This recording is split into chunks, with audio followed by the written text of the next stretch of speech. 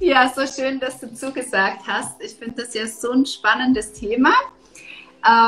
Ich ernähre mich ja schon seit 2,5 Jahren ganz strikt glutenfrei und vorher hatte ich auch gemerkt, dass es gar nicht geht, obwohl Zöliakie nie angezeigt wurde. Und deswegen, als ich jetzt vor Kürze auf deinen Post gestoßen bin, dachte ich so, das ist aber auch ein spannendes Konzept. Und dann habe ich ein bisschen über deine Geschichte gelesen und ja, die erzählst du uns ja heute, wie es dazu kam, dass du heute naturbelassen dich ernährst und wie das so aussehen kann, dazu kommen wir noch. Vielleicht kurz etwas zu dir, wo du wohnst, wie alt du bist, dein Hobby, keine Ahnung. Ich bin die Lilly Eirich, komme aus Andernach bei Koblenz und ja, meine Hobbys sind so Selbstversorgung, also Selbstversorgergarten, so seit kurzem eigentlich. Dazu kann ich auch gleich noch was erzählen, weil das Ganze hat natürlich mit all dem auch ein bisschen oder eher viel was zu tun und bin ursprünglich gelernte Grafikerin, habe mich vor ein paar Jahren selbstständig gemacht, mache heute was ganz anderes. Das ist halt so kurz zu mir. Schön, so toll. Also es klingt ja schon sehr spannend, wenn du sagst, Selbstversorger und eigener Garten. Ja, wie hat das Ganze angefangen? Die meisten Interviews, die ich führe und Menschen, die irgendwie radikal ihr Leben geändert haben, ist auch irgendwas passiert, was einen komplett dazu bewegt hat, sich seinen Körper oder auch mental zu hinterfragen. Wie war das bei dir und wann war dieser Punkt? Das hat eigentlich schon angefangen, als ich hatte eben erzählt, dass ich aus einer Werbeagentur komme. Und wer so ein bisschen weiß, wie es sich so in der Marketingwelt abspielt, natürlich nicht überall, aber den großen Teil betrifft, ist es einfach purer Stress. Ja? Also du gibst dein Leben eigentlich quasi hin für den Laden. Und dementsprechend war ich sehr, sehr gestresst zu der Zeit und es ist vor 4 Jahren, glaube ich, gewesen. Und das war auch gleichzeitig so die Zeit, wo einige Beschwerden sich gemeldet haben, sprich Darmbeschwerden, Akne, Allergien und brüchige Zähne. Das habe ich daran gemerkt, etwas drastisch, als ich einen Apfel gebissen habe und mein Backenzahn sich komplett porös aufgelöst hat und ich so, was soll der Sand im Mund? Und dann so, Alter, mir fehlt ein Zahn. Und dann habe ich also so richtig heavy, wo ich dann gemerkt habe, okay, so something's wrong. Das sollst du mal dich irgendwie abchecken lassen oder so, ne? Und das war auch gleichzeitig so der Punkt, wo ich mitbekommen habe, dass so Darmgeschichten, da habe ich mich auch so das erste Mal mit so Thema Darm beschäftigt. So wie also mit unseren Freunden sind wir halt immer so, Toilet Talk ist irgendwie immer dabei. Da sagt der eine so, ja, ich habe heute schon den 5. Haufen abgeseilt und ich so, was ist los mit dir? Also, was für 5. Haufen? Das war zu der Zeit bei mir einmal die Woche habe ich einen abgeseilt. Einmal die Woche. Und das war so meine Normalität. Ja. Und ich glaube, das geht so vielen so. Und das ist ja auch etwas, in der Schulmedizin wurde mir immer gesagt, also bezogen auf meine Darmbeschwerden, ja, 3-mal am Tag bis alle 3 Tage ist normal. Und dann, wenn ich dann gesagt habe, ja, es kommt schon mal vor, dass ich 2 Wochen nicht kann und gefühlt mich vergiftet fühle, war so, ja, Abführmittel. Ja, genau. Ja. Ja, und da habe ich halt wirklich das erste Mal auch gemerkt, so irgendwie sollst du dich mal mit dem Thema beschäftigen. Ist jetzt nicht so das Favoritenthema, ne? Aber im Endeffekt, so wie du sagst, super viele, ich glaube 10-15% der Deutschen haben Darmprobleme und so gut wie niemand spricht darüber, ja. Weil man, also irgendwie dieses Kackenthema ist irgendwie not so nice, ne? Dann habe ich aber halt irgendwie gemerkt, okay, das macht irgendwie schon Sinn, warum du dich immer aufgebläht fühlst, warum du dich immer träge fühlst und irgendwie morgens schon so diesen einfach willst nicht so richtig aus dem Bett aufstehen, weil du dich nicht fit fühlst. Ne? Und das hängt ja dann schon mit so allem zusammen, mit deiner ganzen Stimmungslage. Ne? Also langfristig geht's halt einfach nicht klar. Ne? Und dann hat mir eine Bekannte den Tipp gegeben, ja, mach doch mal eine Darmreinigung. Und ich so, also ich schieb mir nichts in den Hintern. Also so kein Plan davon, so, nee, also das ist nichts für mich. Ich stehe auf andere Dinge. Genau. Kurze Zeit später dann halt irgendwie auf Supplements gestoßen und dann gemerkt, okay, es geht auch in Form eines Shakes, aber das war für mich in erster Linie erstmal so abgeschlossen, weil dazwischen waren noch so ein paar Ärztegeschichten, wo mir auch kein Arzt irgendwie so richtig was sagen konnte, halt immer dieses Thema Symptome bekämpfen im Endeffekt. Also bei mir ganz, ganz klar das Thema Akne stand immer an erster Stelle, weil ne, das, was man von außen sieht, das muss erstmal weg. Aber dass das vielleicht ein Zeichen dafür ist, eine Warnung meines Körpers, dass irgendwas Schlimmeres eigentlich noch so im Background passiert, damit ich mal aufhorche, da kam ich ja gar nicht drauf. Also erstmal Pickel weg, so nach dem Motto, ne? Dass das mit dem Darm zusammenhängen kann, das habe ich erst viel später gerafft. Ne? Dementsprechend auch beim Hautarzt gewesen, da irgendwie eine Salbe nach der anderen verschrieben bekommen, die auch nichts gebracht hat, weil im Endeffekt ist das halt auch wieder Symptombehandlung, ne? Obwohl das auch schon nichts gebracht hat. Ja, aber das Problem bei der Wurzel zu packen, das wäre dann halt im Darm so. Das war dann halt erst was später am Start.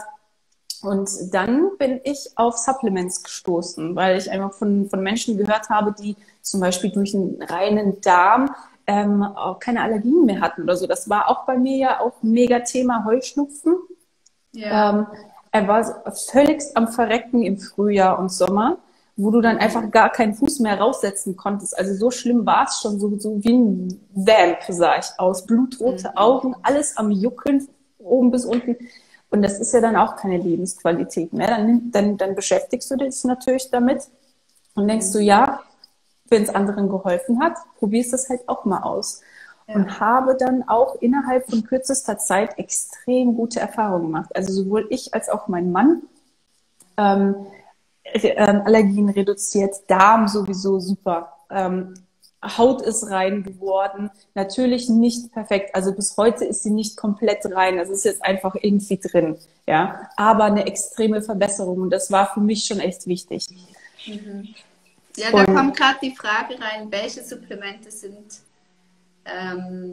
die du verwendet hattest? Können wir vielleicht im Anschluss noch drauf kommen. Okay. Ne? So meine quasi so der Rest der Story, genau. Und im Endeffekt, Supplements vielleicht, ich glaube, allein Flohsamenschalen bringen bestimmt auch schon was. Also muss noch nicht mal eine bestimmte Marke sein, einfach etwas, was darmreinigend wirkt und halt, ne, ich glaube, du hattest auch mal darüber berichtet, wegen Entschlacken und sowas, ne, einfach mal den Darm reinhalten, das ja, ist mein Lieblingsthema. Ja, also bei dir auf der Seite findet man genug. Genau. Ja, und gleichzeitig habe ich mich aber gefragt, so nachdem das alles schon funktioniert hat, habe ich mich gefragt, ist das denn eigentlich so die ursprüngliche Form? Also wie haben die Menschen das früher gemacht? Also die hatten ja nicht jeden Morgen ihren Shake am Start, den sie getrunken haben. Waren die entweder völlig unterernährt oder krank? Weil irgendwie glaube ich das nicht, weil so viel es schon in der Natur gibt. Ja, ich bin der Meinung, dass es schon echt alles in der Natur gibt, was wir nur verwenden müssen oder womit wir uns beschäftigen müssen. Und deswegen wollte ich einfach erfahren, ob es das Ganze auch wirklich frei zugänglich gibt. Also kann ich mich so ernähren, dass ich völligst, was den Nährstoffbedarf angeht, komplett versorgt bin. Und kam dann halt auch so ein bisschen durch Recherchen da drauf, wenn du jetzt zum Beispiel, selbst wenn du halt super viel Obst und Gemüse isst, kann natürlich immer sein, wenn du es im Laden kaufst, du weißt nicht, wo wurde es angebaut, auf welchem Boden. Ne? Also war der nährstoffreich oder nicht? Wurden dort Pestizide verwendet, die einfach auch nicht gut sind für den Körper? Wurde gedüngt oder auch nicht? Ne? Ja, mega krass. Und ist das Produkt beziehungsweise ist die Frucht bis zum Ende gereift? Weil nur dann können ja auch diese sekundären Pflanzenstoffe, du bist schon halb am Verrecken. Ich überlege mir wirklich, ich hole mir schnell was zu trinken. Hast du was zu trinken? Ja, ich hab hier genug. Erzähl weiter, was braucht es alles? Ja, genau. Und dann halt eben dieses bis zum Ende gereifte. Kann das überhaupt stattfinden, wenn die Frucht eigentlich schon eher abgeerntet wird, um diesen Transportweg zu überstehen? Also wirklich Fragen über Fragen, wo du denkst, können diese Nährstoffe überhaupt da drin enthalten sein?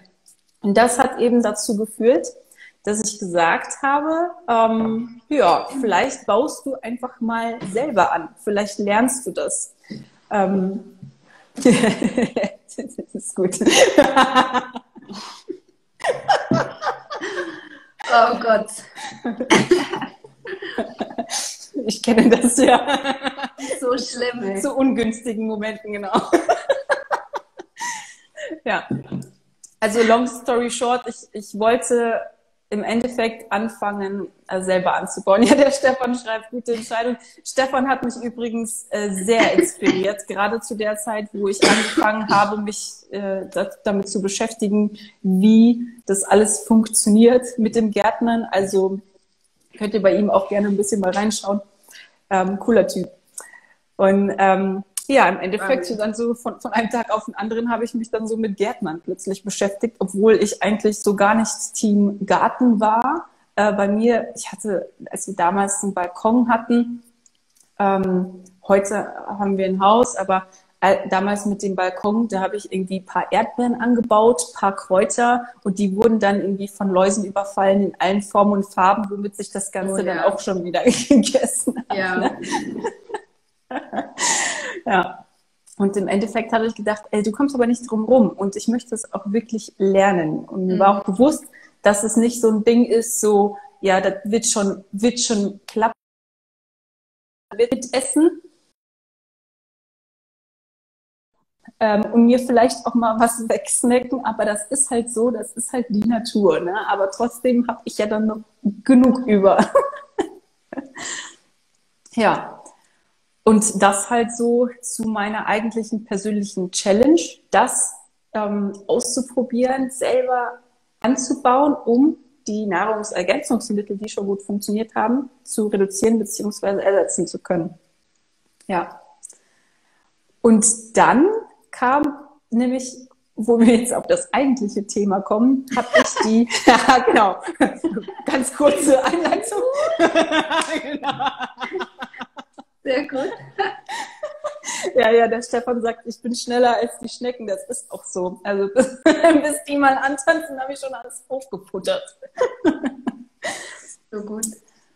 Ja, und dann habe ich nämlich im Mai 2019 habe ich die Irina Rakowski auf Instagram gefunden. Das ist eine Ernährungsberaterin im Bereich Vollwert. Und dieses Thema, das war mir bis dato völlig fremd. Fand es aber sehr interessant, weil ich gesehen habe, dass sie ihr Getreide selber malt. Wo ich zuerst dachte so, irgendwie fancy irgendwie, dass man das macht. Ne? Irgendwie so, ich finde es ja cool, wenn man auch wieder so back to basics geht. Mhm. Und gleichzeitig denke ich mir so, ich, die eigentlich so maximal 10 Minuten in der Küche stehen möchte, alles andere ist schon so over the top. Wie macht man das denn, wenn man irgendwie schnell kochen will? Ne? Für mich ging es einfach so, Hauptsache den Hunger stillen und dann wieder raus da. Mhm, ja. Ach, die Irina ist dabei, ja, wie cool, freue ich mich. Ja, und dann habe ich mal so ein bisschen länger sie verfolgt und kam auf ihre Geschichte, die mich wirklich umgehauen hat, weswegen sie überhaupt dieses Getreide frisch malt, beziehungsweise sie sprach auch das Thema totes Mehl an. Ich dachte so, totes Mehl, was ist das so? Ja. Und Und sie erzählte, dass sie 5 Jahre lang sehr krank war, also sehr starke Magenschmerzen hatte, bei sämtlichen Ärzten war und im Endeffekt kein Arzt ihr helfen konnte. Die lag dann schon echt teilweise völlig verkrümmt im Bett, konnte die Familie nicht ernähren, weil sie einfach solche Schmerzen hatte und war schon mit 36 schon fast bereit zum Sterben, weil die dachte, okay, es geht irgendwie nicht mehr und stieß dann auf diese Vollwertkost, beziehungsweise vitalstoffreiche Vollwertkost nach Dr. Burker, hat sich dort reingelesen, Seminare besucht, ihre Ernährung umgestellt, vollwertig sich ernährt, plus auf Industriezucker verzichtet und wurde innerhalb von 3 Monaten beschwerdefrei. Und das ist schon mal so ein Nümmerchen. Also von 5 Jahre lang Höllenqualen bis innerhalb von 3 Monaten, bam, wieder gesund. Wie geht das? Also wie ohne irgendwie Medikamente, so. Ja. Und dann fand ich das so interessant, wie in dem Folgebeitrag hatte sie dann nämlich erzählt, wie dieses tote Mehl zustande kommt, was wir ja ganz normal essen in so ziemlich allem Gebäck, was wir haben, ob es jetzt Nudeln sind, Brot, Brötchen, Pizza, da ist halt überall dieses Weißmehl bzw. tote Mehl drin. Und warum totes Mehl? Man kann sich vorstellen, wir haben ein Getreidekorn und dieses Korn besteht aus verschiedenen Komponenten. Also einmal gibt es diesen Mehlkörper, woraus das Mehl gemacht wird, beziehungsweise das Auszugsmehl. Dann haben wir Randschichten drumherum und wir haben noch einen Keim, der extrem vitalstoffreich ist. Und die Geschichte geht zurück bis vor 200 Jahren ungefähr, als die Großstädte anfingen zu wachsen, sind Versorgungsprobleme entstanden. Das heißt, man suchte nach einem Mehl, das lagerfähig ist, weil wenn man nämlich dieses ganze Korn gemahlen hat, dann wurde das nach einiger Zeit ranzig, so nach wenigen Wochen. Und man wollte das nicht mehr, deswegen wurde dann erforscht, dass wenn man diese Randschichten vorher abtrennt und den Keim, dann wird das Mehl nicht ranzig und es bleibt nonstop lagerfähig quasi. Und das war eine mega Revolution. Seitdem haben wir das ja auch überall drin. Es wird bis heute ja noch genauso praktiziert, es wird verwendet, was ja an sich auch echt praktisch ist. Du kannst jederzeit, hast du da deine Packung Mehl, kannst sie immer kaufen. Die Problematik dabei ist, dass dieser Mehlkörper, der ja eigentlich einen vollen Wert hat, also eigentlich noch diesen Keim braucht, der abgetrennt wurde, dass diese Komponente fehlt. Diese Komponente ist dafür da, um diese zu verstoffwechseln im Körper. Und weil die nicht da ist, nimmt sich dieser Mehlkörper Nährstoffe aus dem bestehenden Organismus, also aus Stoffwechselvorgängen und entzieht dort halt eben Nährstoffe, was zu einer Zerstörung führt. Und da ist mir alles aus dem Gesicht gefallen. Erstmal alles Revue passieren lassen, so Kacke. Ich esse ziemlich viel von all dem, ne? Und darunter fällt ja nicht nur Brot, Brötchen und so weiter, sondern auch Reis oder was halt auch nicht mehr frisch sind, zum Beispiel Haferflocken schon verarbeitete. Ne? Habe ich immer gedacht, also Ernährungsprofi, dass Haferflocken so in dieser gequetschten Form so aus dem Getreide rausfallen. Darf man eigentlich keinem sagen. Das ist vielleicht hier an der falschen Stelle. Ne? Also da merkt man, wenn man dann einfach so ein paar Grundprinzipien verstanden hat, dass man einfach gewisse Sachen weglassen sollte und andere Sachen aber hinzufügen sollte. Ne? Ja. Und dazu habe ich mich natürlich auch direkt gefragt, ja, wie ist das mit zum Beispiel Vollkornmehl? Weil man kauft ja automatisch dieses Vollkorn, wo man denkt, okay, das ist irgendwie besser. Deswegen, ja, ich habe jetzt jahrelang Vollkornnudeln, Vollkornbrot und so weiter gekauft. Ist im Endeffekt auch nicht besser, weil, das ist nämlich der zweite Punkt, da fehlt zwar nicht alles an dem Keim, aber es ist trotzdem nicht an dem Korn ist es trotzdem nicht alles dran, weil dennoch für den Handel einiges abgetrennt wird. damit es eben nicht ranzig wird. Es darf aber dennoch als Vollkorn deklariert werden, was halt ein massives Problem ist. Das heißt, da kannst du halt absolut nicht gewährleisten, dass da noch alles dran ist, was du brauchst. Bloß es wurde festgestellt von Forschern, dass das Mehl nach etwa 2 Wochen seine Nährstoffe verliert und dementsprechend tot ist.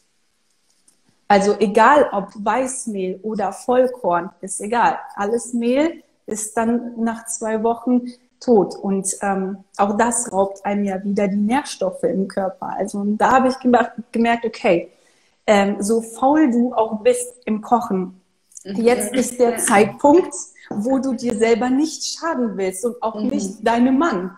Und auch sonst auch niemandem, den du mal so zum Spaß mal einen Kuchen mitbringst, ja, weil du weißt, was das für Schäden mit sich bringt. Und am besten willst du der ganzen Welt davon erzählen, weil warum weiß es keiner? Ne? Warum erfahre ich nur durch Irina davon? Das ist halt einfach mindblowing in dem Moment gewesen. Mhm. Ja, genau. Also das heißt, es geht eigentlich darum, dass da die Spurenelemente fehlen, die sehr wichtig sind für unseren Verdauungsorganismus. Und wenn die fehlen, dann muss der Körper wie in diese Lücke treten, weil das nicht mehr vorhanden ist. Und das führt dann zum Abbau. Spuren, ich weiß jetzt nicht genau, ob es jetzt die Spurenelemente sind, vielleicht, wenn Irina, vielleicht schreibst du es noch darunter, ja. aber im Endeffekt ist es das Vitamin B1, was benötigt wird für diese Stoffwechselvorgänge. Vielleicht benötigt es auch noch mehr als das, aber das ist im Endeffekt diese wichtigste Komponente, die halt einfach nicht da ist. Ne? Hast du die Doku schon mal gesehen? Die lief auf Arte, glaube ich. Der Feind in unserem Brot. Weil da wurde das auch sehr von Wissenschaftlern eigentlich gezeigt, auch warum gewisse Weizensorten überhaupt gezüchtet wurde, vor allem nach dem Zweiten Weltkrieg noch. Und auch natürlich die Thematik, dass alles besprüht wird. Also das kommt ja auch noch dazu, dass natürlich alles voller Pestizide ist und dann auch nochmal für Entzündungsvorgänge in unserem Darm sorgen. Warum so viele Darmerkrankungen leiden. Ich denke, die Informationen wären schon da, aber das Interesse ist nicht wirklich da, das großflächig zu streuen. Ja, ich glaube auch, weil grundsätzlich denke ich, wenn mehr Aufklärung darüber besteht, was wirklich auch für Schäden mit sich bringt, dass vielleicht die Menschen dann anfangen, umzudenken. Also zumindest war es bei mir so, dass selbst eine richtig Kochfaule sich hinstellt und anfängt, ihr Mehl selber zu mahlen. Was geht ab? Ne? Also irgendwie, wenn das Bewusstsein dafür geschaffen ist, und dafür sollte man auch selber irgendwie offen sein, weil ich habe mich auch lange genug davor gedrückt. Ne? Ich habe mir das 6 Monate bei der Irina angeschaut, habe es irgendwie auch nicht so richtig gerafft, aber ganz ehrlich, ich habe mich auch nicht viel mehr damit befasst, um einfach mal zu hinterfragen, warum macht sie es jetzt wirklich so? Ja, weißt du, was mir an dieser Herangehensweise gefällt, ist, dass man nicht einfach sagt, verzichte auf Gluten, lass das alles weg, sondern es gibt eine Alternative. Es ist, hey, wie wäre es, wenn wir zum Ursprung gehen, wie wir wirklich mit Getreide umgegangen sind? Und das wäre auch meine nächste Frage. Greift man dann, wenn man selber das Getreide mahlt, zu Ursorten zurück? Weil wir in der Schweiz zum Beispiel, es hat jetzt angefangen, dass einzelne Landwirte anfangen, ganz mit alten Körnern zu arbeiten, um die am Leben zu erhalten, weil eben, wie gesagt, das andere hat überhand genommen weltweit. Wie geht man dann da vor? Tatsache, also es gibt einige Getreidesorten, die habe ich selbst noch gar nicht ausprobiert. Die hören sich so in erster Linie vielleicht etwas fremd an, so wie, also ich nutze selbst Kamut und Dinkel bisher. Die will ich auch erstmal aufbrauchen, bevor ich mir Emmer und siehst du, ich weiß es gerade auch nicht mehr, wie die anderen heißen, also ich glaube Rotkorn und so weiter. Also wenn ihr jetzt vielleicht, wenn ein paar dabei sind, die wissen, was es noch so für fancy Sorten gibt, schreibt es gerne rein, weil genau das, also diese ursprünglichen Sorten, weil teilweise wird das Getreide so überzüchtet, also gerade Ja, was genau. Weizen angeht, ne? Ja. Und das macht voll Sinn, voll gut, ja. Ja, ja, mega spannend. Da kam auch noch gerade die Frage, wie lange bleiben denn die ganzen Körner frisch, die man zum selber Mühlen braucht? Ach, die Körner an sich, die unverarbeitet sind, die können sogar den Menschen überleben bei richtiger Lagerung. Mhm. Und da ist es halt wichtig, da einen trockenen Raum zu haben, am besten einen echt kühlen Keller, wo dann auch kein Viech reinkrabbelt.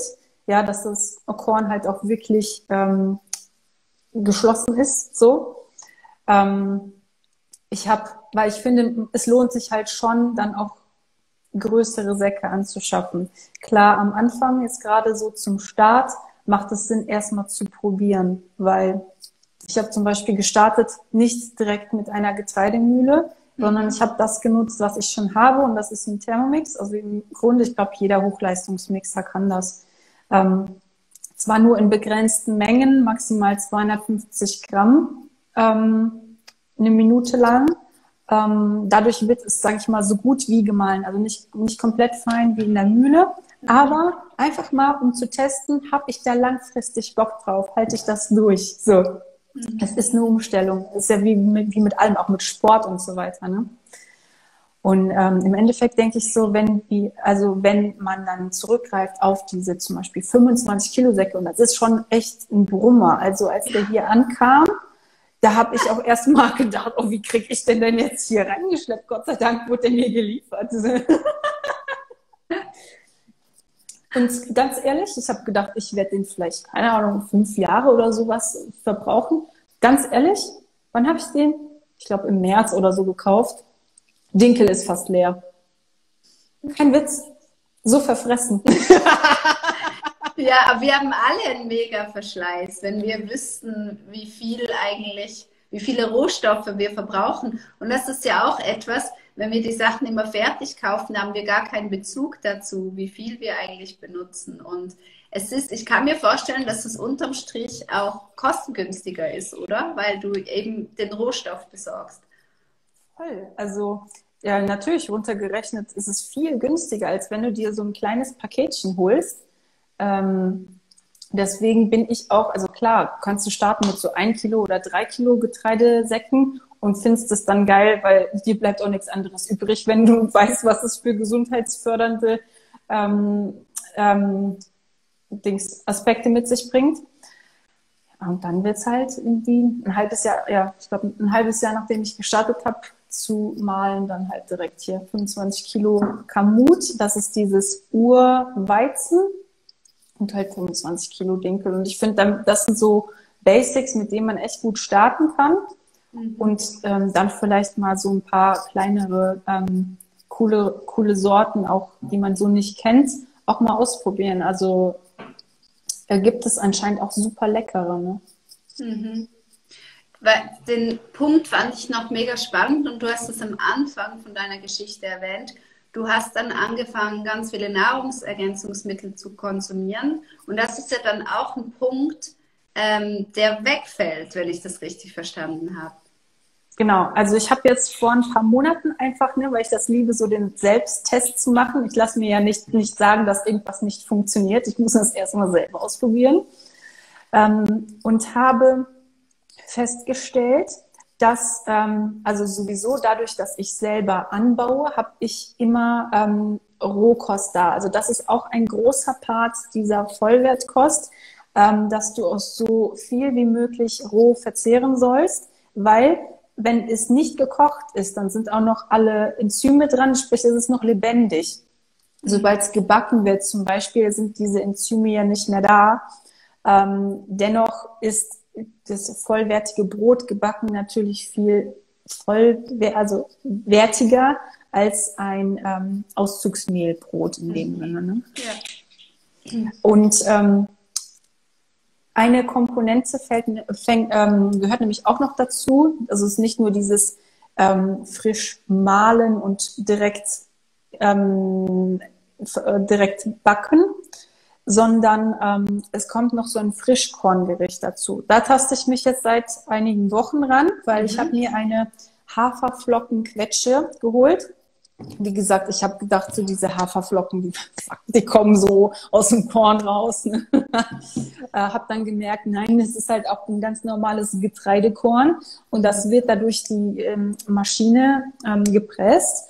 Und auch dort ist es halt so, sobald es gepresst wurde, verliert es ja auch wieder an Nährstoffen. Deswegen sollte man auch das dann relativ zeitnah zu sich nehmen. Und weil das noch frisch ist und da halt dieses Lebendige noch drin ist, wird das halt empfohlen. So entweder in Form von eben frisch geflocktem Hafer oder indem man, und das habe ich nämlich noch nicht ausprobiert, weil ich so auf dieses Haferding stehe, aber man kann zum Beispiel Dinkel, Kamut, irgendwas an Getreide, was man halt gerne hat, am Tag vorher schroten, einweichen in ganz normalen Wasser, bei Zimmertemperatur 12 Stunden stehen lassen und das dann morgens anrichten mit Früchten, mit ein bisschen Sahne, Zitronensaft drüber. Und das ist dann dieses Frischkorngericht, was wichtig ist, so als diese zwei Komponenten. Ja. Also das ist ja eigentlich dann das Keimen, oder? Das keimt ja dann wie? Keimen kannst du auch. Also einfach, sage ich mal, entweder halt schroten und dann Wasser hinzugeben oder einfach das pure Korn keimen lassen und das essen und vielleicht auch noch für das Mittagessen auf dem Salat obendrauf. Also das geht auch, genau. Ja, das ist nämlich auch einfach so eine Bombe an Spurenelementen und Vitaminen. Das ist ja so crazy, unterschätzt auch in unserer Zeit. Und so eine einfache Sache, also auch wenn man keinen Garten hat, Sprossen zu züchten, ist das Einfachste überhaupt. Voll. Was züchtest du am liebsten für? Sprossensorten? Alles. Ich bin ein totaler Fan. Ja, ich mag die so auf Salaten und ich ernähre mich ja eher so kartoffellastig und mit viel Salat. Und da oben drauf Sprossen, das ist mega. So viel Vitamin C kriegt man nicht in einer Orange, die zu früh gepflückt wurde. Ja, das ist so wie die gesunde Kirsche auf der Torte. Genau. Ja. Ja, und vielleicht auch noch auf deine Frage eigentlich darauf zurückzukommen wegen Ersetzen. Also ich habe gemerkt, dass ich viel weniger essen muss, also die nur noch halb so viel essen muss, weil dieses Vollwertige extrem satt macht. Das zum einen. Zum anderen fühle ich mich fit durch die vollwertige Ernährung und dann durch dieses speziell frisch geflockte Hafer, ne? Wenn ich das morgens esse, beziehungsweise auch manchmal abends, mein lieber Scholli, ich brauche diesen Darmreinigungsshake nicht mehr. Also fette Party auf der Toilette, aber im positiven Sinne. Ne? Und da habe ich gemerkt, so, ey, wie krass. Also es ist eigentlich nur so ein paar Stellschrauben geändert, zack, ursprünglich ernährt. Oder halt genauso, ne? Wenn man keinen Garten hat, einfach die Sprossen daheim haben. Oder Erbsen, ne? Gibt es auch getrocknete Erbsen, die saulecker sind, einfach gekeimt. Ja. Ja, so schön. Und also du sagst, wie ist es dann mit der Allergie zum Beispiel im Moment? Also momentan habe ich auch gar keine Allergie. Ich habe aber jetzt auch erst nach meiner eigentlichen Allergiezeit, die ist auch schon, also nachdem die rum war, habe ich angefangen mit Frischkornbrei. Deswegen kann ich dazu noch nichts Genaues sagen, speziell zu dem Thema. Ja, weil ich habe dieses Jahr auf jeden Fall sehr viele Vitalstoffe noch nehmen können, weil sonst bist du da halt völlig am Verrecken. Ne? Aber das möchte ich auf jeden Fall nächstes Jahr auch ausprobieren. Also das muss funktionieren. Das ist so schön. Es ist so schön, wenn man einfach merkt, dass man in die Selbstverantwortung gehen kann und dass eigentlich die Natur uns alles gibt, dass wir einfach nur verlernt haben, wie damit umzugehen ist. Voll. Und ich glaube selbst, also ich will einfach allen, die zuschauen, auch einfach nur Mut machen, ne? Jeder, der keinen Bock hat, sich irgendwie mit Ernährung zu beschäftigen, keinen Bock hat, in der Küche rumzustehen, I feel you, macht's trotzdem. Der Körper wird's einem danken. Ne? Also wir haben nur diesen einen Körper und Stichwort ernährungsbedingte Krankheiten, die eben durch diesen Raub an Nährstoffen zustande kommen, vielleicht so ein bisschen Inspo zu bekommen, was da so rauskommen kann, wo man eigentlich denkt, es ist altersbedingt, ist aber ernährungsbedingt, zähle ich mal gerade auf. Zahn- und Kiefererkrankungen, ne? Also das Nummer 1. Rheumatische Erkrankungen, Arthrose, Arthritis, Wirbelsäulen, Bandscheibenschäden. Stoffwechselkrankheiten wie Fettsucht, Zuckerkrankheiten, Leberschäden, Gallensteine, Nierensteine, Gicht. Erkrankungen der Verdauungsorgane, Stuhlverstopfung, Leber, Gallenblasen, Bauchspeicheldrüsen sowie Dünn- und Dickdarmerkrankungen, Verdauungs- und Fermentstörungen, Gefäß- und Herzerkrankungen, mangelnde Infektabwehr, Allergien, Neurodermitis, Hautausschläge, manche Erkrankungen des Nervensystems und zum Teil auch Krebs. Und das, finde ich, sagt sehr viel aus und ist eine große Palette von all dem, was ungefähr, ja, jeder hat, gehe ich mal von aus, irgendwas damit zu tun, mit mindestens einem Punkt, ne? Ja. Ja, es ist so spannend. Die Ernährungswissenschaft ist ja so ein junges Feld, das kam ja erst in den 60er Jahren auf. Und jetzt hat man diese Untersuchungen, wo man das wirklich belegen kann, was ist wirklich in den Rohstoffen drin oder was ist eben nicht mehr drin und was löst Entzündungen aus. Und die ganze Schulmedizin, die wird sich revolutionieren müssen, weil sie im Studium das einfach nicht haben. Und das muss sich ändern. Im Moment ist es noch nicht geändert, das hat sich nicht geändert. Das heißt, die Patienten werden heute immer noch behandelt wie vor 30, 40 Jahren, obwohl die Forschung ja so viel weitergekommen ist. Und deswegen mega toll, wenn Menschen wie du das irgendwie auch für sich rausfinden und entdecken und das weitertragen und sagen, hey, das hat mir wirklich geholfen. Mega schön. Wie ist es für dich so? Du hast gesagt, eben du warst kochfaul. Wie kann ich mir das ganz praktisch vorstellen? Also du stehst am Morgen auf und du mühlst einfach mal drauf los oder also wie sieht so ein Tagesablauf bei dir aus? Also ich muss sagen, ich habe meinen perfekten Workflow noch nicht gefunden, weil eigentlich macht es halt völlig Sinn, die Hefe für sich arbeiten zu lassen und zum Beispiel so einen Übernachtsteig zu machen, dass die Hefe Zeit hat zu gehen. Dann brauchst du auch verhältnismäßig viel weniger Hefe. So ich, die erst irgendwie am selben Tag merkt, oh, wir könnten ja Brot gebrauchen. Also das ist immer noch nicht so ganz drin, ne? Nach einem Jahr richtig Vollwert backen. Habe für mich ein paar Rezepte rausgeschrieben, die einfach schnell funktionieren. Also ihr findet zum Beispiel bei mir auf der Seite, habe ich auf Vollwertkost umgeschrieben, das schnellste Vollwertbrot der Welt, was innerhalb von 1 Stunde 15 Minuten funktioniert. Ist es fertig gebacken und halt vollwertig. Wow. Genau.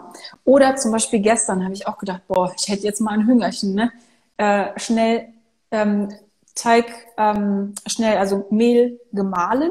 Das ist auch in der Getreidemühle echt schnell gemacht. Mhm.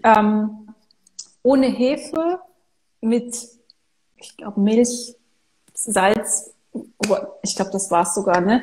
Schnell im Thermomix diesen Teig gemacht, ausgerollt, ab in die Pfanne, habe mir ein Fladenbrot gemacht. Innerhalb von, keine Ahnung, mit Braten seien es mal 15 Minuten oder sowas gewesen. Also man findet auch da diese schnellen Rezepte, wenn man nach ihnen sucht. Ja. Und könnte ich jetzt als Veganerin die Milch auch ersetzen mit pflanzlicher Milch? Ja, ich mache das ganz oft. Also jetzt zum Beispiel auch in dem Frischkornbrei, da nutze ich voll gerne auch Hafermilch. Und was halt auch voll cool ist, man muss die noch nicht mal mehr kaufen, weil man kann die dann einfach selber machen. Das geht ziemlich schnell, habe ich gelesen. Ja. Ne? Ja, einfach weg von diesem alles fertig, gell? Wenn es in irgendeinen Prozess durchmachen musste, der Rohstoff, dann hat er halt schon verloren. Es ist Wir wissen das ja, wenn wir Früchte und Gemüse anschneiden. Dann ist es uns irgendwie klar, Voll. dass so viel verloren gegangen ist. Aber bei vielen anderen ist es uns irgendwie nicht so präsent. Ja. Da kommt gerade eine Frage rein wegen der Getreidesorten, die Genau, ja. überzüchtet sind. Genau, das hatten wir auch angeschnitten. Vielleicht kann ich einen Tipp geben, da wo ich mein Getreide kaufe. Also also mit Sicherheit gibt es einige Bauern, wo man es einfach kaufen kann. Also ich weiß, dass die Irina auch, glaube ich, beim Bauern kauft. Kriegst du wahrscheinlich auch sehr günstig. Ich habe es eben, weil ich das nicht schleppen wollte und so weiter und will meinen Mann lassen auch nicht, habe ich einfach online bestellt bei Urkornpuristen. Und dort gibt es sehr, sehr, sehr viele unterschiedliche Ursprungssorten. Also die Seite kann ich echt empfehlen. Super. Ja. Ja, ich denke, das kommt immer mehr und je mehr die Anfragen steigen, desto. Also ich glaube wirklich, dass ein Wechsel geschehen wird. Es müssen einfach immer mehr Konsumenten aufstehen und sagen, nee, das mache ich aber jetzt anders. Ja. Ich hätte nämlich noch zwei Versuche. Also für diejenigen, die noch so den letzten Schritt brauchen, um etwas zu verändern. Bei mir ist es nämlich immer so, wenn der Schmerz noch nicht groß genug ist. Ja. Zwei Versuche, die für mich sehr ausschlaggebend waren. Also man hat übrigens hier Unsere Nahrung, unser Schicksal von Dr. Brucker, Pflichtlektüre, finde ich. Also wirklich gut, dieses Buch. Ja. Da drin steht halt eben alles, auch Aufklärung, was dieses ganze Thema mit sich hat. Und er spricht da nämlich auch von Versuchen, zum Beispiel vom Dr. Kollert, der auch ich schreibe die Seite gleich hier in den Kommentaren im Moment. Ja, also, er hat zum Beispiel Versuche gemacht mit Ratten. Also er hat 2 Gruppen von Ratten genommen. Die eine hat er gefüttert mit frischem Vollkornmehl, das gerade frisch gemahlen wurde. Die andere Gruppe hat er gefüttert mit Auszugsmehl. Im Endeffekt so, wie wir uns auch ernähren, wo es halt überall so drin ist. Ne? Außer, dass er die Ratten nur mit diesem Auszugsmehl gefüttert hat und die halt nur mit dem vollwertigen. So. Diese Gruppe ist nach der Fütterung gesund geblieben, nach mehreren Wochen. Diese Gruppe ist nach einigen Wochen gestorben. Muss man sich reinziehen, gestorben, nicht krank geworden, also wahrscheinlich vorher krank geworden, aber gestorben. Wie können wir das auf uns übertragen? Warum sterben wir nicht direkt? Wir werden in erster Linie krank. Das Menschenleben kannst du im Vergleich einer Ratte, das ist natürlich ein Vielfaches, ich glaube mal 30 oder sowas oder mal 15 musst du es rechnen. Warum wir nicht direkt daran verrecken, ist, weil wir auch noch ein paar andere Sachen dazu essen, mal ein Tomätchen, mal eine Paprika und so weiter. Und das hat mir echt so den Rest gegeben, wo ich dachte, ja, also ich meine, warum muss man sich denn ganz bewusst schaden, wenn man das weiß? Na, so will ich nicht mehr. Ich will mal was Gutes tun. Und Versuch 2 fand ich auch sehr interessant, auch ein Tierversuch, wo man mit verschiedenen Arten beziehungsweise verschiedenen alten beziehungsweise anderen Formen von Mehlen getestet hat. Zum Beispiel frisch gemahlenes, dann 14 Tage altes Mehl und Auszugsmehl. Und bei den Mehlen ab 14 Tage alt und Auszugsmehl konntest du mit den Generationen, also mit den Nachkommen feststellen, dass keine Nachkommen mehr kommen mit den Generationen, beziehungsweise dass erst weniger geworden sind und danach keine mehr kommen, also unfruchtbar geworden. Also auch so ein Ding, dass offensichtlich dann dem Körper Bausteine fehlen, die er nicht mehr weiter produzieren kann. Ja, krass. Ja, und das ist ja auch so eine Sache. Unfruchtbarkeit, das ist ja unglaublich, wie das gestiegen ist die letzten Jahrzehnte, abgesehen von allen anderen Autoimmunerkrankheiten und chronischen entzündlichen Erkrankungen.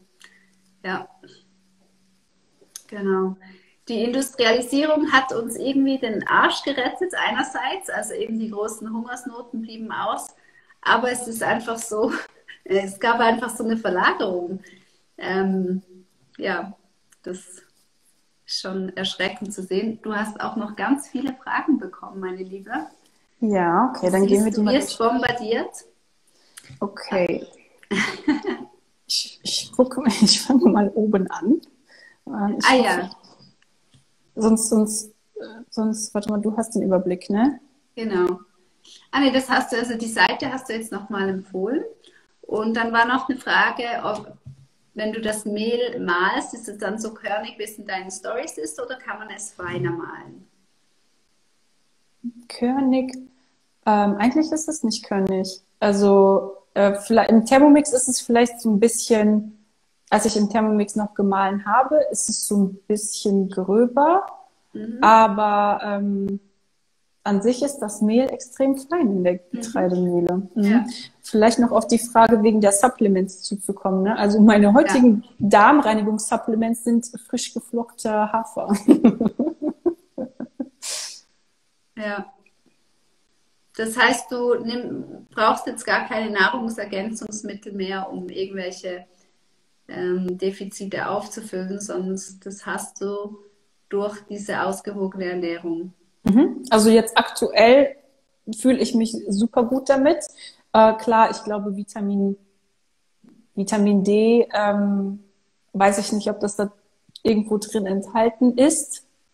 Aber das nutze ich durch eine ganz besondere Taktik, durch Sonne tanken, damit ich da auch bis in den Winter hinein schön versorgt bin.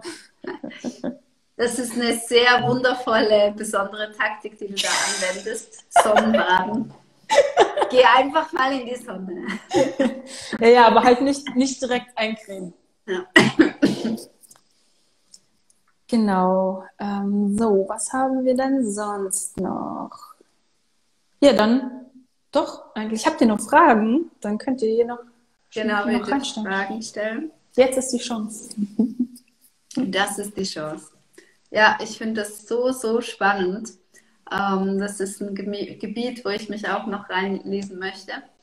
Das Buch darf ich mir noch bestellen, weil ja, ich glaube auch, weißt du, als ich so aus dem Ungleichgewicht war, habe ich ja diese Anthony William Ernährung gemacht, jetzt schon 2,5 Jahre. Und das hat alles verändert, aber es ist natürlich ein anderes Extrem. Also man verzichtet auch auf viel.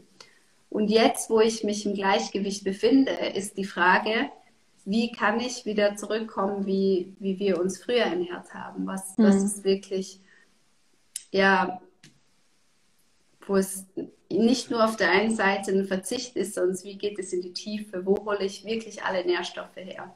Und auch die Frage, wie viel muss man wirklich supplementieren, wenn wir ganz alte Getreidesorten haben, die eben keinen hohen Glutengehalt haben. Und das muss man auch sagen, weil diese neuen Züchtungen, Weizenzüchtungen haben einen enorm hohen Glutengehalt. Also der Ursprungsweizen, sag noch mal den Namen, was du auch verwendest. Kamut oder Khorasan? Kamut. Genau, das kam nämlich auch in dieser Doku vor, der Feind in unserem Brot. Und er hat viel, viel weniger Gluten drin. Also das, voll interessant, was viele chronische ja darauf reagieren, auf den Gluten, wäre in den alten Sorten gar nicht so vorhanden. Und das finde ich einfach super spannend, jetzt in die Richtung mal zu schauen.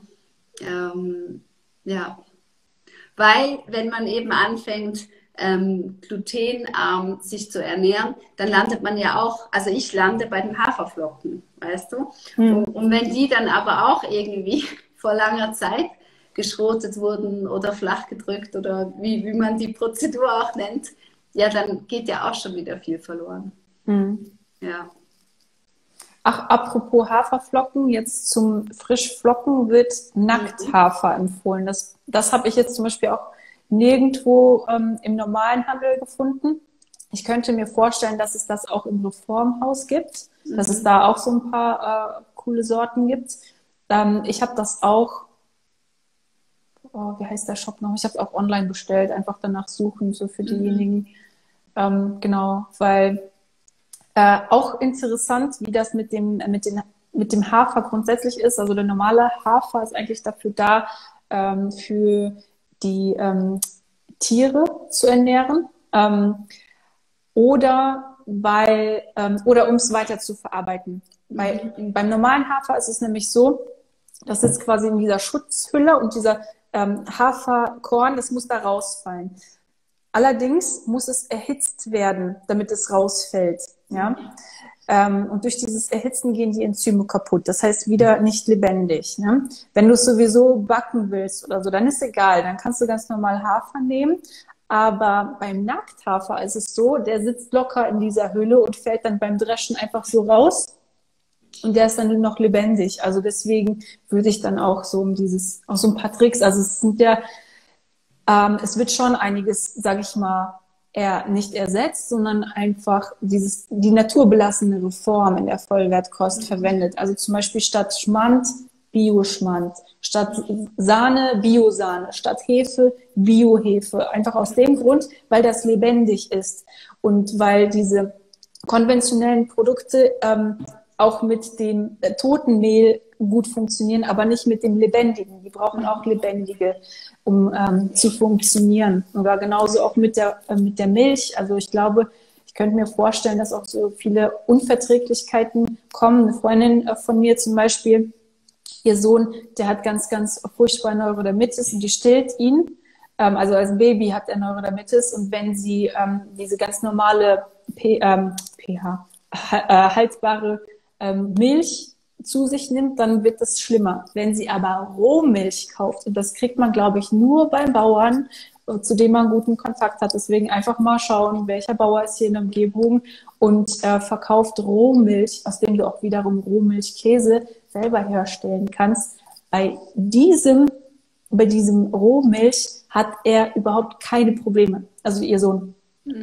Und du merkst, dass Rohmilch noch lebendig ist. Und alles, was ultra hoch erhitzt ist, das ist natürlich nicht mehr lebendig. Ne? Und das kann vielleicht der Körper dann gar nicht so richtig verarbeiten.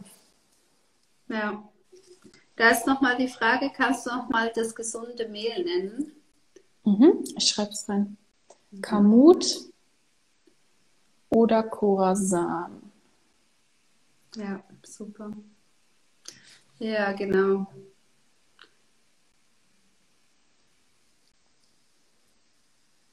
Nackthafer gibt es bei uns im Bioladen. Cool. Und wegen der Haferflockenquetsche, von wo du die hast? Ich habe die von Havos gekauft. Da habe ich auch meine Mühle her. Ja. Vielleicht auch ein Tipp.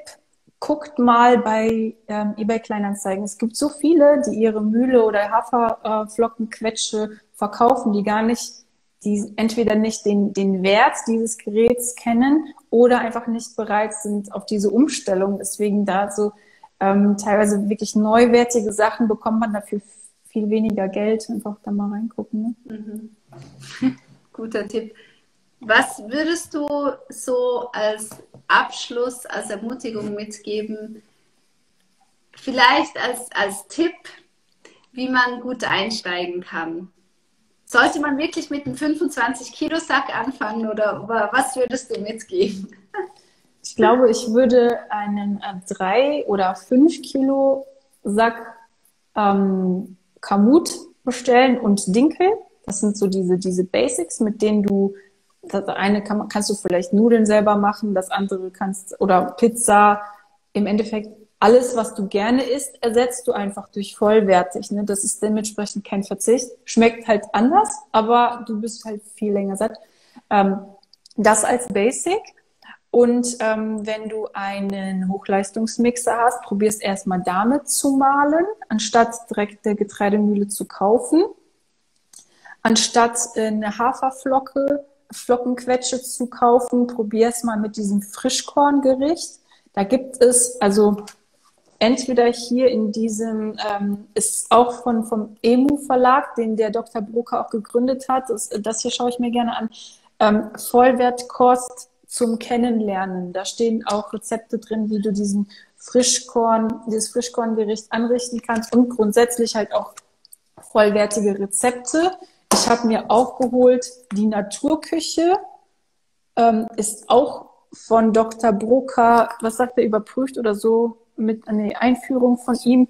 Also im Endeffekt dreht sich das alles um dasselbe, um einfach mal zu wissen, okay, wie funktioniert das, wie schmeckt das, wie richte ich das an?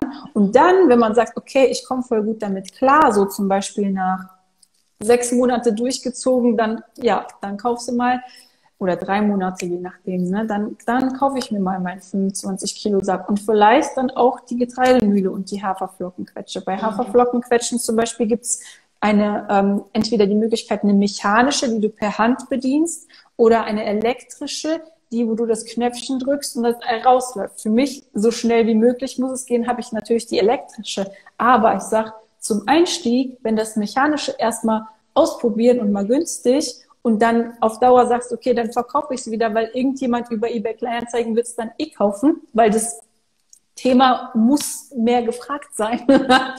Dann wird es halt danach irgendwie verkauft und dann holst du die teurere. Also da einfach so günstig wie möglich starten, so einfach wie möglich starten, damit man ins Tun kommt. Weil wenn man denkt, okay, das ist jetzt so ein Batzen, auf was ich jetzt verzichten muss oder auf was ich achten muss, dann macht man es meistens nicht, ne? Ja, ja. Ja, und es kommt drauf an, wie schlecht es einem geht. Also mir ging es vor 2,5 Jahren einfach so schlecht, dass es mir egal war, auf was ich verzichten muss. Ich habe mich einfach nur noch auf Heilung eingestellt. Und das hat sich ja dann auch gelohnt. Das hat zwar mehrere Monate gedauert, aber der Körper braucht einfach seine Zeit, um wieder in den Aufbau zu kommen. Also das kann auch immer noch so ein Push sein, wenn man sagt, das muss sich wirklich etwas ändern, so geht es nicht mehr. Also Respekt dafür, ne? Also das selber so viel Disziplin zu haben, das auch, sage ich mal, durchzuziehen mit dem Willen, das muss man auch erstmal alles aufbringen, ne? Ja, ja, doch, doch. Da kommen so viele Fragen rein, Lilly, gell? Ab wann ist gemahlenes Mehl alt? Dieses Wort alt kannst du vielleicht nicht verwenden, also eher tot, nach circa 2 Wochen. Deswegen zeitnah, am besten noch am selben Tag verarbeiten. Genau, Sonnenbaden habe ich einen Beitrag bei mir auf der Seite. Ich glaube, das wird dieses Thema hier erstmal sprengen sonst. Rohmilch bekommt man auf vielen Bauernhöfen. Danke, Katja. Ja. Im Alltag machen, gesund zu kochen, die Produkte zu kaufen, geschweige denn zu bezahlen. Essen gehen. Also tatsächlich gehe ich fast gar nicht mehr essen, weil ich einfach weiß, okay, da an dieses Niveau von Nährstoffen kommt kein Restaurant leider ran. Es gibt zum Beispiel Bäckereien, anscheinend Vollwertbäckereien, wo man es kaufen könnte. Allerdings hast du nicht die Garantie, weil du nicht weißt, welches Korn sie verwenden, weil es viele Bäckereien, die bekommen Korn zwar geliefert und mahlen frisch, aber da fehlt schon der Keim. Und dann ist es auch egal. Dann ist es auch tot. Ne, deswegen im Endeffekt kannst du es nur garantieren, wenn du es selber verarbeitest. Ja, oder du lernst die Bäckereien kennen. Ich kenne jetzt auch bei mir eine Bäckerei und die machen das so wunderbar und dann liebe ich es, am Samstag hinzufahren und mir was zu gönnen. Hammer. Ja, ja, genau. Und ich finde, es geht ja auch nicht, also klar, wenn es jetzt zum Beispiel in deinem Fall, du sagst, okay, also wenn ich mal sage ich mal, sündige und mal zum Beispiel etwas esse, was mir nicht gut tut, das ist die eine Sache, dieses am besten nicht können wegen gesundheitlichen. Aber wenn du sagst, okay, ich möchte mich grundsätzlich danach richten, aber ich möchte mir in dem Sinne nichts verbieten, dann finde ich so dieses Verhältnis von 80% richtig machen und 20% sündigen ziemlich gut, weil ich gehe natürlich auch auswärts immer mal wieder essen. Oder ich esse auch nicht nur strikt danach. Zwischendurch holen wir auch mal die Fertignudeln, weil es irgendwie schnell sein muss. Also da will ich euch überhaupt gar kein falsches Bild vermitteln von irgendwie perfekter Ernährung, weil Und vielleicht ist es ein guter Abschluss auch, weil Instagram wirft uns bald raus. Essen ist ja auch eine Seelennahrung. Also wenn man diese 80-20-Regel macht und dann mit den 20%, wo es darum geht, im Austausch zu sein mit den Freunden und gemeinsam irgendwo zu sitzen, das ist ja auch sehr heilsam und aktiviert dafür andere Hormone, die sehr, sehr, sehr wichtig sind für unseren Körper und unsere Verdauung. Wow, voll gut. Mhm. Ja. Hast du recht. Ja, ich lebe vegan, aber du vegetarisch, oder Lilly? Mhm, genau. Ja, genau. Hey, vielen Dank, dass ihr alle dabei wart. Jetzt sind wir schon über eine Stunde. Ich weiß nicht, warum wir noch nicht rausgeschmissen wurden. Vielen Dank für die vielen, vielen Fragen, dass ihr es so eingeklinkt habt. Wirklich, ich bin mega begeistert. Ich bin so froh, dass es so viele verschiedene Varianten gibt, wie wir wieder zurück zu einer gesunden Ernährung finden dürfen. Danke, Lilly, dass du uns reingenommen hast in deine Geschichte und die Art, wie du es machst. Auch super ehrlich, dass du einfach auch mittendrin steckst in dem Prozess. Und ich denke, das ist einfach ein Prozess und darf so sein. Wir dürfen unser Leben lang lernen und uns einfach weiterentwickeln. Also vielen, vielen Dank dafür. Sehr, sehr gerne. War schön mit euch. Ja, war mega. Einen wunderschönen Abend, ihr Lieben. Ciao. Mach's Tschüss. gut.